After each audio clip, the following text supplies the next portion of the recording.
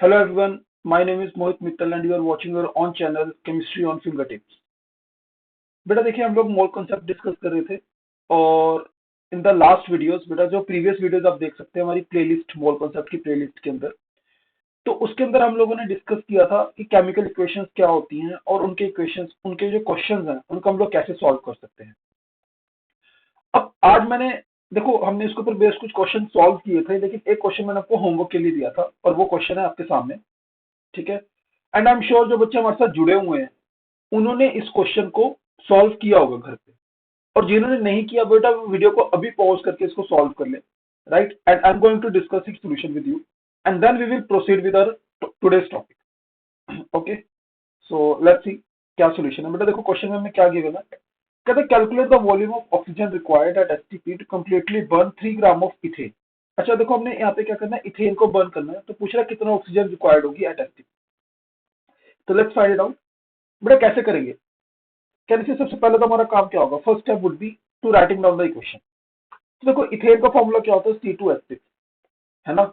इसकी हम रिएक्शन कराते हैं ऑक्सीजन के साथ, तो ऑक्सीजन से रिएक्शन कराएंगे तो क्या बनेगा, कहने से CO2 प्लस वाटर। राइट, अब बेटा इस रिएक्शन को बैलेंस करना है, तो देखिए सबसे पहले हम किसको बैलेंस करेंगे, कार्बन एटम्स को। कार्बन एटम्स यहाँ पे 2 हैं, तो इधर भी कितने आ जाएंगे, 2 मोल्स ऑफ CO2। उसके बाद हम बैलेंस करेंगे हाइड्रोजन एटम्स को। हाइड्रोजन एटम यहाँ पे 6 है, तो बैलेंस करने के लिए मुझे क्या चाहिए, यहाँ पे 3 वाटर मॉलिक्यूल्स हमें करने पड़ेंगे। अच्छा अब ऑक्सीजन एटम देखिए कितने हैं, ऑक्सीजन बेटा यहाँ पे प्रोडक्ट में हो गया हमारे पास 4 + 3 7, तो ये कितना हो गया, यहाँ पे कितना आ जाएगा, कहने से अगर 7 ऑक्सीजन एटम हम रिएक्टेंट साइड पे चाहते हैं तो I have to multiply it by 7/2 या 3.5। ठीक है। अब देखिए अभी आपकी मर्जी है, आप इसको होल नंबर में भी कन्वर्ट करना चाहे तो कर सकते हैं, पूरी इक्वेशन को 2 से मल्टीप्लाई करना पड़ेगा। अगर आप नहीं भी करना चाहेंगे still you will get the right answer. ठीक है, आंसर में कोई प्रॉब्लम नहीं आएगी। तो हम फिलहाल हम ऐसा करते हैं, हम इसको फ्रैक्शनल में रख के ही आगे क्वेश्चन को कंटिन्यू करते हैं। तो क्वेश्चन में पूछ रहा है कितनी ऑक्सीजन लगेगी एसटीपी पे 3 ग्राम इथेन के साथ बर्न करने के लिए। तो बेटा कहने से इस इक्वेशन से मैं ये फाइंड आउट कर सकता हूँ कि सॉरी कितनी ऑक्सीजन लगेगी। तो ऐसा करते हैं, इक्वेशन लिख लेते हैं।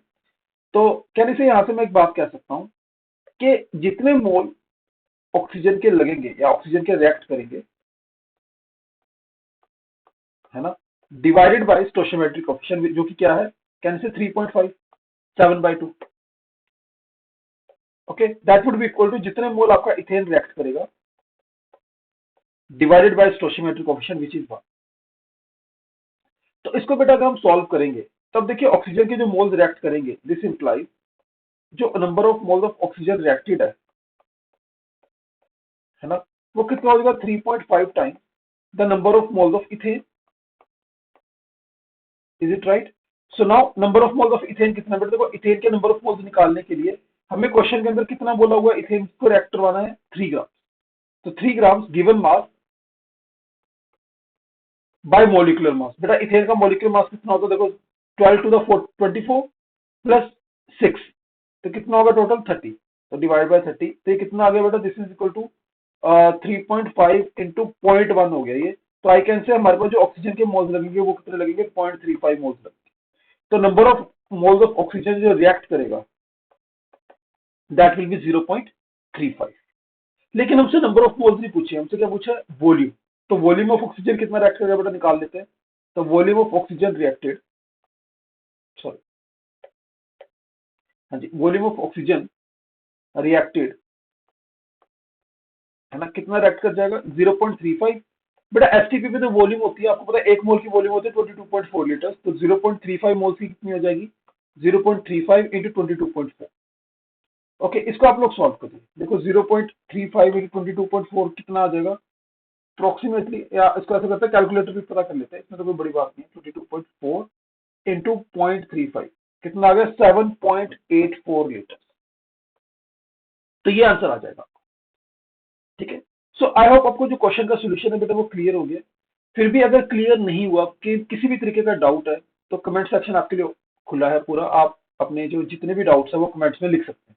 ठीक है ना, और एक बार आप अगर नहीं समझ आया तो वीडियो को थोड़ा पॉज करके या रिवाइंड करके फिर दोबारा देखिए। ओके, बहुत अच्छा क्वेश्चन है ये अंडरस्टैंडिंग पर्पज के लिए। तो अब बेटा हम आते हैं आज के टॉपिक पे। देखिए जो हमारा आज के टॉपिक ऑफ डिस्कशन है है ना, वो है limiting reagent. Sorry, I think ना this is a dark colour, just give me a moment, मैं इसको ना थोड़ा सा लाइट कर देता हूँ ताकि हमें देखने में आसानी रहे। जस्ट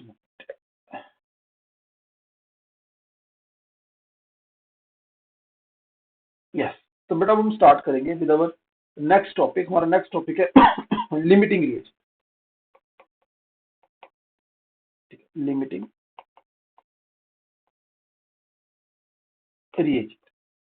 अब देखो क्वेश्चन ये उठता है कि लिमिटिंग रिएजेंट क्या होता है, व्हाट इज दिस टर्मिनोलॉजी। देखिए, आपको जैसे कोई भी केमिकल इक्वेशन है, राइट, केमिकल इक्वेशन में कभी भी ऐसा नहीं होगा कि जिस रेशियो में उनके मोल्स ने रिएक्ट करना है, आप रिएक्शन करवाने के लिए उतने ही मोल्स दें। ठीक है, जैसे मैं एग्जांपल लेता हूँ तो मैं क्या कहना चाह रहा हूँ मैं बताता हूँ आपको। बेटा जैसे हमें पता है एक इक्वेशन होती है N2, आपने पढ़ी होगी छोटी क्लासेस के अंदर, प्लस 3H2, है ना, गिव्स 2 मोल्स ऑफ अमोनिया। ये एक इक्वेशन है, इसको हम हेबर्स प्रोसेस भी कहते हैं, आपको याद होगा, अगर छोटी क्लासेस नहीं भी याद है कोई बात नहीं, 12th में आएगी तो घबराने की जरूरत नहीं है, अभी बस जस्ट इसको समझते हैं। अब हमने देखना है कि इक्वेशन पर्पज से हमने इसको समझना है। ठीक है, तो देखो यहाँ पे क्या हो रहा है।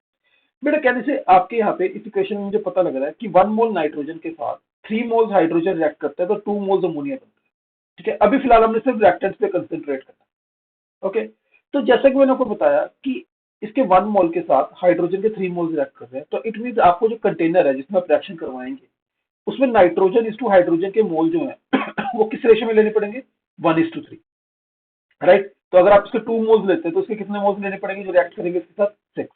आप इसके 3 मोल्स लेते हो तो इसके कितने मोल्स लेने पड़ेंगे, 9 एंड सो। लेकिन बेटा देखिए, हमेशा जो नंबर ऑफ मोल्स आप लोगे कंटेनर के अंदर वो इस रेशियो में तो नहीं लोगे, आप तो कुछ भी ले सकते हो।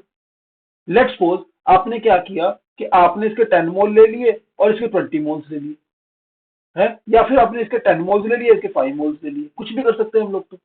तो जब हम इस तरह से प्रॉपर मोलर रेशियो के अंदर या स्टोइचियोमेट्रिक कोएफिशिएंट के हिसाब से जब हम रिएक्टेंट्स की क्वांटिटी नहीं लेते हैं, तो फिर हमें देखना पड़ेगा ना बेटा कि कौन सा ऐसा रिएक्टेंट है जो कि जितना हमें चाहिए उससे कम है, और कौन सा ऐसा रिएक्टेंट है जो जितना हमें एक दूसरे रिएक्टेंट से रिएक्ट करने के लिए चाहिए उससे ज्यादा है, राइट। क्योंकि हमेशा तो करो, अगर ये आप इसका 1 मोल लेते हैं और इसका 3 मोल लेते हैं तब तो दोनों आपस में रिएक्ट कर जाते हैं, पूरा पूरा रिएक्ट कर जाते हैं। लेकिन बाई चांस अगर आपने इसके 2 मोल लिए और इसके 3 मोल लिए, है ना, तो आप देख सकते हैं कि इसके 1 मोल के साथ इसके 3 मोल्स रिएक्ट करते हैं हाइड्रोजन, तो बेटा इसके 2 मोल के साथ तो 6 मोल्स रिएक्ट करने चाहिए हाइड्रोजन के, लेकिन हमने कितने लिए, सिर्फ 3। तो यानी कि ये वाला जो हाइड्रोजन है, ये जो हाइड्रोजन है इस केस के अंदर जितना रिएक्ट करना चाहिए उससे कम है, राइट। तो ऐसे जो रिएक्टेंट्स होते हैं इनको हम बोल देते हैं फिर लिमिटिंग रिएजेंट। तो ये जो रिएक्टेंट होगा इस इक्वेशन के अंदर, अगर आप ये डेटा लेते हैं तो हाइड्रोजन क्या बन जाएगा आपका, लिमिटिंग रिएजेंट। तो ये क्या होगा बेटा, देखो ये हाइड्रोजन तो पूरा रिएक्ट कर जाएगा, राइट। लेकिन जो नाइट्रोजन है क्योंकि 3 मोल के साथ 1 मोल ही रिएक्ट करता है, तो 1 मोल तो रिएक्ट कर जाएगा, बाकी इसका 1 मोल बच जाएगा नाइट्रोजन का। और जब नाइट्रोजन का बेटा 1 मोल बच गया तो बेटा जिस जिस जो रिएक्टेंट बच जाता है उसको हम बोल देते हैं एक्सेस रिएजेंट। ठीक है ना। तो पहले हम लिमिटिंग रीजन की डेफिनेशन समझते हैं, लिमिटिंग रीजन क्या कहता है। तो लिमिटिंग रीजन स्टेट्स दैट, बेटा पहले ना इसको रब कर ले थोड़ा सा, पहले डेफिनेशन लिखेंगे। तो लिमिटिंग रीजन क्या होता है, the reactant that react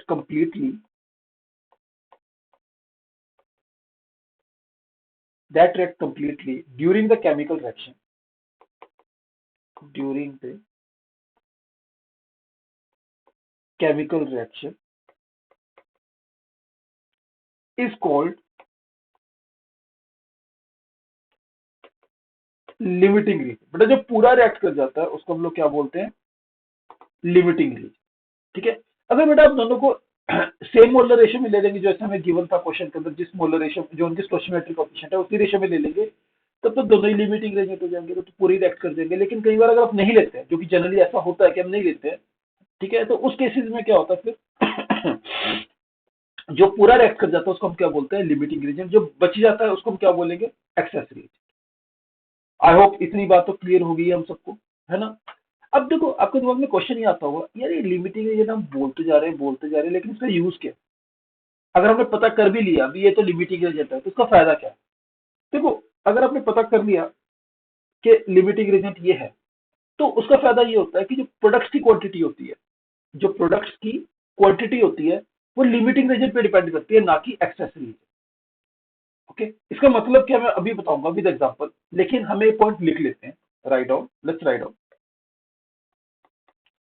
the quantity of product, the quantity of product formed during the chemical reaction,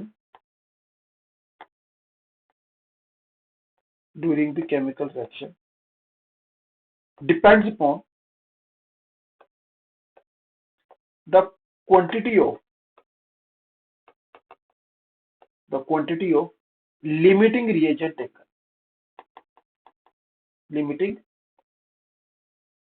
reagent taken, मतलब कि आप लिमिटिंग रिएजेंट कितना ले रहे हैं, राइट, उसके ऊपर जो क्वांटिटी ऑफ प्रोडक्ट है वो डिपेंड करती है। अब इसका मतलब क्या है, इसको हम समझते हैं।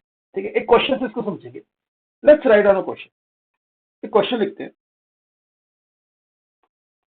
क्वेश्चन लिखेंगे। क्वेश्चन ये है कि 20 grams of magnesium, 20 grams of magnesium and 20 gram of oxygen gas are taken in a container.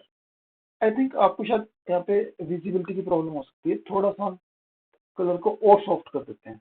अब ठीक है, इसको थोड़ा एक और बेटा सिलेक्ट करके ना मैं इसका कलर चेंज कर देता हूँ ताकि विजिबिलिटी की प्रॉब्लम ना रहे।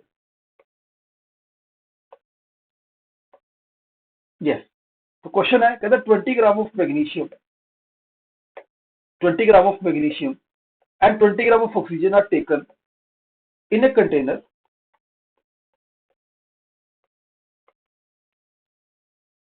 and heated। ठीक है, और इसको हमने हीट कर दिया। तो हमने फाइंड आउट करना है, कैलकुलेट द अमाउंट ऑफ, ध्यान से सुनना, calculate the amount of magnesium oxide formed at the end of the reaction, at the end of the reaction. तो आपको बताना है कि रिएक्शन जब खत्म हो जाएगी पूरी, है ना, तो कितना मैग्नीशियम ऑक्साइड बन जाएगा। This is the question. अब ये मत कहने लग जाना कि 40 ग्राम बन जाएगा, है ना, कि जितना रिएक्टेड होता है उतनी प्रोडक्ट, नहीं, ऐसा नहीं होता। ठीक है ना, क्योंकि जो हमारे रिएक्टेंट्स रिएक्ट करते हैं वो मोलर रेशियो की जो स्टोइचियोमेट्रिक कोएफिशिएंट है उस रेशियो में रिएक्ट करते हैं, और उनके मोल्स रिएक्ट करते हैं, मोल्स की क्वांटिटी में रिएक्ट करते हैं। ठीक है ना, तो कई बार क्या होता है, जैसे मैंने आपको बताया अभी, कि वो उस मोलर रेशियो में प्रेजेंट ही नहीं होता जिस मोलर रेशियो में उनको रिएक्ट करना चाहिए। जैसे फॉर एग्जाम्पल देखो, ये क्वेश्चन है, अब क्वेश्चन को पढ़ लो, आप एक रीडिंग ले लीजिए। ठीक है, और जो बच्चे जिनको आता है ये कॉन्सेप्ट वो ट्राई भी कर सकते हैं। उसके बाद मैं इसका सोल्यूशन बताता हूँ। सो आई होप आपने ट्राई कर लिया होगा। लेट्स सी, है ना, सोल्यूशन। बेटा देखिए, इसमें क्या होगा कि आपके पास मैग्नीशियम है, इसका रिएक्ट हुआ है ऑक्सीजन के साथ, और क्या बन गया, magnesium oxide solid. Okay, balance कर लेते हैं। पहले तो बेटा बैलेंस करना सबसे जरूरी है, तो हमने बैलेंस कर लिया, 2 मैग्नीशियम आ गया और ये 2 magnesium oxide. I hope this is balance now. अच्छा, अब देखो बेटा, हमें गिवन क्या क्या है, तो कहने से मास हमें जो गिवन है इनका, मास गिवन, है ना। अब देखो, मैंने आपको वो बात बताई थी, चलो पहले लिख लेते हैं। मास गिवन हमें कितना कितना गिवन है, मैग्नीशियम का भी 20 ग्राम गिवन है और इसका भी 20 ग्राम। ठीक। अच्छा, हमसे पूछा क्या गया बेटा, हमसे पूछा गया कितना मैग्नीशियम ऑक्साइड बनेगा, प्रोडक्ट पूछा गया। अब देखो, ये मैग्नीशियम ऑक्साइड की क्वांटिटी कितनी बनेगी, कहने से ये तो हम लोग जब इक्वेशन लिखेंगे, वो हमने लिखी थी ना, number of moles of magnesium divided by 2 would be equal to number of moles of oxygen divided by 1 would be equal to number of moles of magnesium oxide divided by 2। ऐसे equation हम बना लेंगे ना इसकी, कि जितने mole magnesium के divided by 2 equal to जितने मोल ऑक्सीजन के divided by 1 is equal to जितने मोल मैग्नीशियम ऑक्साइड के डिवाइडेड बाय 2। हम करते हैं ना, स्टोइचियोमेट्रिक कोएफिशिएंट से डिवाइड कर देते हैं। Is it right? ऐसे करते हैं हम। देखो प्रीवियस वीडियोस अगर आपको नहीं पता कैसे लिखते हैं हम इक्वेशन, आप इसके जस्ट पीछे वाली वीडियो को आप देखिए, केमिकल इक्वेशन वाली, इसमें आपको ये बात क्लियर हो जाए। ठीक है, हम आगे डिस्कशन करते हैं। तो मैं आपको बता रहा था कि देखो अगर आप जो कितने मोल मैग्नीशियम ऑक्साइड के बनेंगे, आप ये नंबर ऑफ मोल्स मैग्नीशियम की हेल्प से भी निकाल सकते हैं, इसकी हेल्प से भी निकाल सकते हैं, और आप ऑक्सीजन की हेल्प से भी निकाल सकते हैं, राइट? तो अब आप किसकी हेल्प लेंगे? आप ऑक्सीजन को यूज करेंगे या मैग्नीशियम को यूज करेंगे? अब इसके लिए बेटा हमें देखना पड़ेगा कि लिमिटिंग रीजन कौन सा है। देखो एक्चुअली क्या होता है, जो प्रोडक्ट की क्वांटिटी होती है ना, वो लिमिटिंग रीजन पे डिपेंड करती है। ऐसा क्यों? देखो ना, लिमिटिंग रीजन तो है जो पूरा रिएक्ट करने वाला, तो अगर वो पूरा रिएक्ट करेगा तो उसी के हिसाब से प्रोडक्ट बनेगा, कि जो बच जाएगा, जो एक्सेस रीजन होगा उसके हिसाब से प्रोडक्ट बनेगा। आप सोच के देखो, जिसने रिएक्शन में पूरा रिएक्ट कर जाना है, जो प्रोडक्ट बनेगा वो तो उसके हिसाब से बनेगा ना। जो रिएक्शन के दौरान बच गया उसके ऊपर तो प्रोडक्ट की क्वांटिटी डिपेंड ही नहीं करती, है कि नहीं? तो इसलिए हमें लिमिटिंग एजेंट का पता होना बहुत जरूरी है। अगर हमें एक इक्वेशन दे रखी है और उसमें रिएक्टेंट्स का डेटा दे रखा है, तो जैसे कि इस क्वेश्चन के अंदर हमें रिएक्शन का डेटा दे रखा है रिएक्टेंट्स का, तो हम लोग क्या करेंगे बेटा, पहले अब लिमिटिंग एजेंट निकालते कैसे हैं उसका भी तरीका होता है, मैं बताता हूँ। बेटा सबसे पहले हम क्या करेंगे, हम इसके नंबर ऑफ मोल्स देखेंगे, number of moles given, moles given. बेटा मोल्स दिए कितने हैं, देखो मैग्नीशियम के 20 ग्राम है, तो मोल्स कितने हो गए, कैसे 20/24, यानी कि 5/6। अच्छा मैग्नीशियम के मोल्स, ऑक्सीजन के मोल्स कितने हैं, 20/32, कितना आ गया ये, कहते थे 5/8, है ना? तो ये हमने इनके मोल्स लिखे। आई होप इतनी तक तो बात क्लियर है।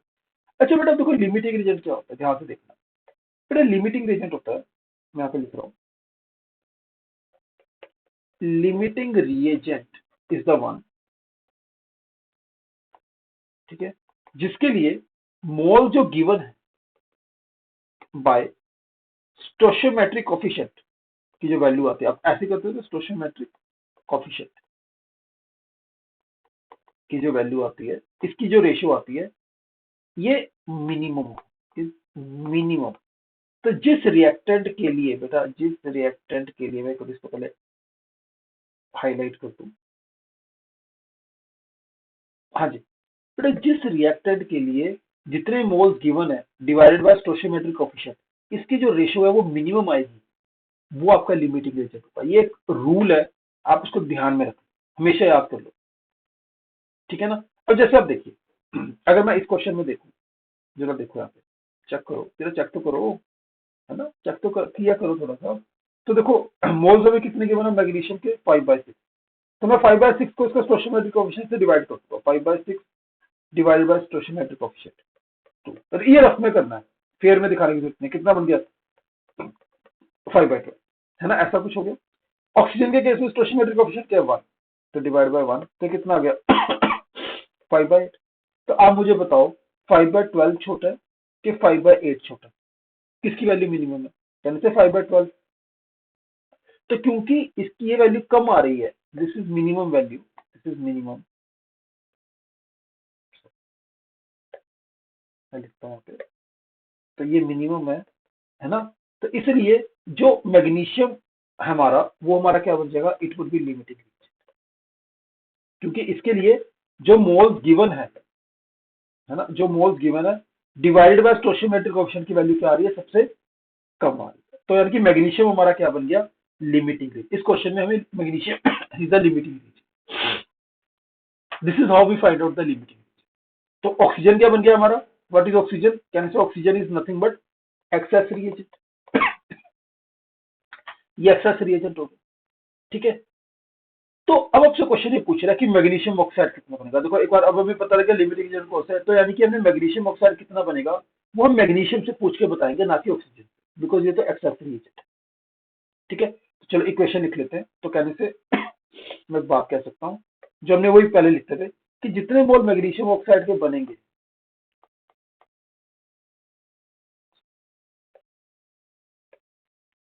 जितने जितने मोल्स मैग्नीशियम ऑक्साइड के बनेंगे डिवाइडेड बाय 2, क्योंकि इसका स्टोइचियोमेट्रिक कोएफिशिएंट 2 है, ठीक है, वुड बी इक्वल टू जितने मोल मैग्नीशियम रिएक्ट करेगा,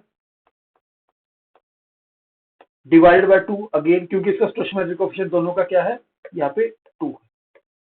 ठीक है, तो क्या होगा बेटा, कहने से 2 से 2 तो कैंसिल हो गया, ये तो कैंसिल हो गया। तो आई कैन से कि जितने मोल मैग्नीशियम के बनेंगे, number of moles of magnesium oxide formed, कैसे that is equal to number of moles of magnesium. और मैग्नीशियम के मोल्स हमारे पास कितने हैं, देखो 20 ग्राम लिया था और एटॉमिक वेट कितना 24, तो कितना आ गया बेटा 5/6, तो यानी कि 5/6 मोल्स बनेंगे मैग्नीशियम ऑक्साइड। ठीक है, लेकिन हमसे मोल्स नहीं पूछा, हमसे क्या पूछा, मास।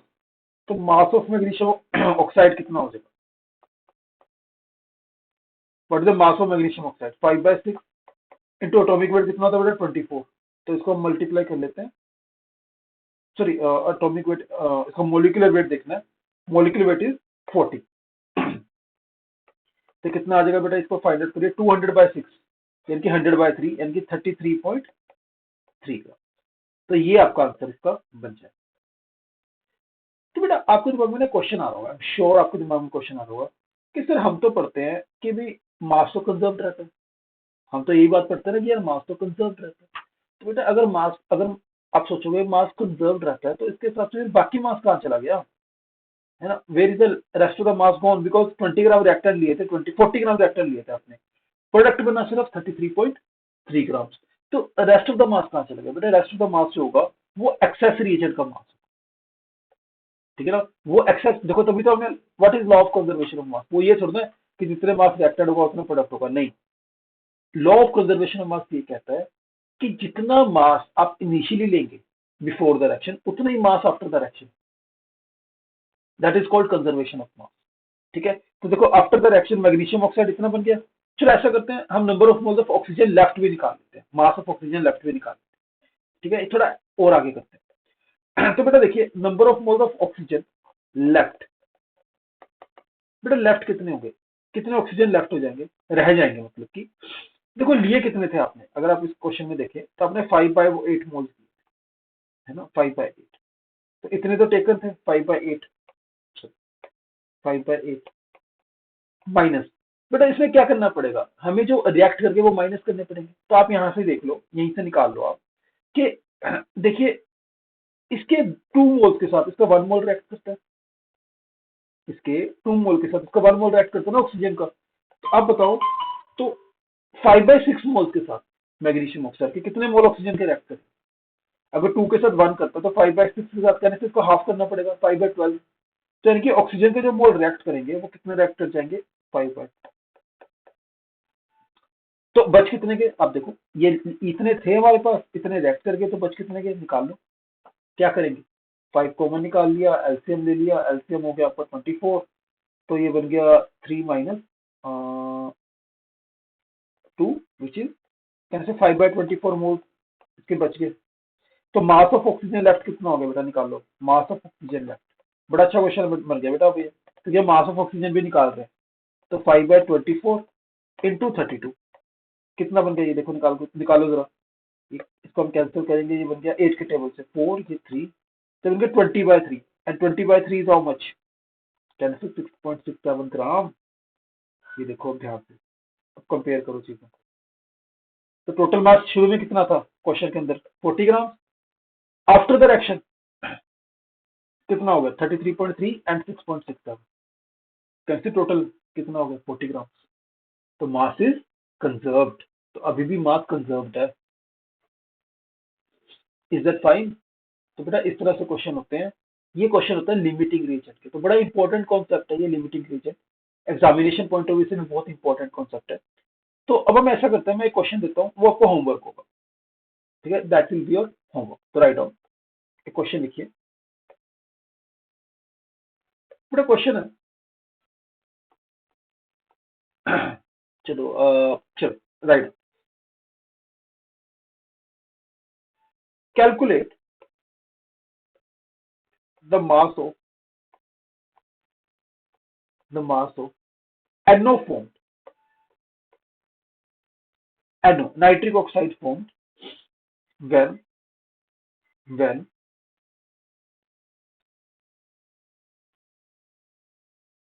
40 grams of ammonia 40 gram of ammonia and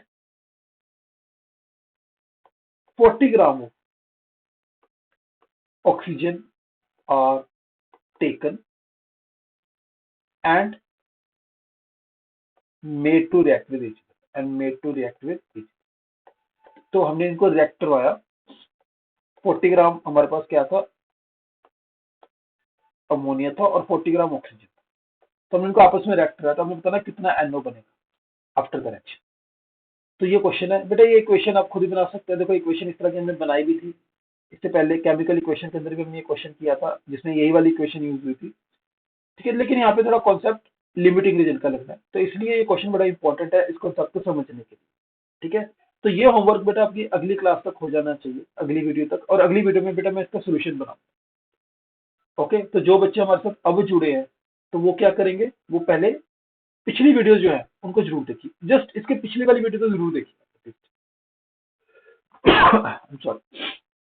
so I hope the topic is clear to everyone. नहीं हुआ तो कमेंट सेक्शन इज ओपन, जो भी डाउट है आप कमेंट सेक्शन में लिख सकते हैं, ठीक है। So that is all for today and all the best. And beta देखो, if this is helpful, this content is helpful to you, so please like the video, subscribe the channel and share it with your friends.